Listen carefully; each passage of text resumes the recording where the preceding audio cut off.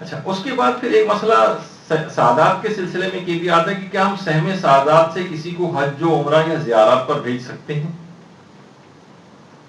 کوئی ہے مثلا خاندان میں پھوپھی ہیں، چچی ہیں، خالہ ہیں، کوئی اور رشتے دار ہے، بڑا ان کو تڑپ ہے لیکن غریب ہیں، حج پہ نہیں جا پا رہے ہیں، تو ہم نے کہا کوئی بات نہیں، ہم خمس تو نکال ہی رہے ہیں، صحیح سیدانی بھی ہیں، نماز روزے کی پابندی ہیں، ان کو حج پہ بھیج دیتے ہیں اس پیسے سے۔ یا اسی طریقے سے زیارات کی کوئی بہت تڑپ رہی ہیں خاتون اور سیدانی ہیں یا عمرے کے لیے، تو یہ بات یاد رکھ لیں کہ ان پیسوں سے حج کے سلسلے میں پہلے بات بیان کر دوں کہ سہم سعادات سے کوئی شخص حج کے لیے مستطیع نہیں ہوتا ہے، یعنی اس کو سہم سعادات سے ہم حج نہیں کروا سکتے، حج واجب اس کا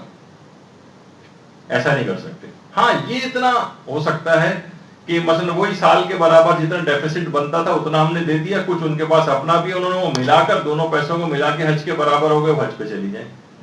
لیکن خود سے یعنی استطاعت اس کی پیدا کریں ہم کہ مثلا اگر گورنمنٹ اسکیم میں مثلا جا رہے ہیں اور 2.25 لاکھ روپے کے اندر مثلا حج ہو رہا ہے تو ہم 2.25 لاکھ ان کے سہم سعادات کے طور پر جمع کروا دیں، ان کو حج پہ بھیج دیں، یہ نہیں کر سکتے۔ اچھا، اسی طریقے سے زیارات پہ بھی نہیں بھیجا جا سکتا، وہ ادا نہیں ہوگا،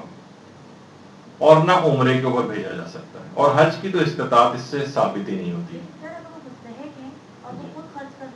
وہ مرضی ہے، وہ تو میں کہہ چکا ہوں آپ کہ وہ جس مد میں بھی پھر چاہے خرچ کرے، چاہے وہ اس سے زیارت پہ چلا جائے، چاہے اس سے ملا کر حج پہ چلا جائے، چاہے وہ عمرے پر چلا جائے، کسی اور کو دے دے، اپنے بچوں کے اوپر خرچ کر دے، کوئی اور شخص آ گیا جو اس کو لگا کہ یہ مجھ سے بھی زیادہ مستحق ہے، اس نے وہی پیسے نکال کر اس کو دے دیے۔ سید بھی ہونا ضروری نہیں ہے، حالانکہ وہ تو سہم سعادات کے طور پر اس نے لیے تھے پیسے،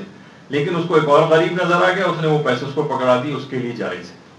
اس کے لیے جائز ہے، وہ جہاں چاہے اس پیسے کو خرچ کرے، بس یہ کہ وہ اسراف میں نہ خرچ کرے، کسی حرام میں خرچ نہ کرے، وہ تو پہلے سے اس کے اوپر ویسے عام شخص کے لیے بھی پابندی۔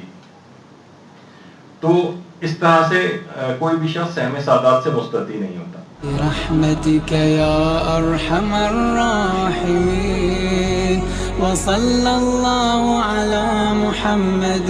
وآله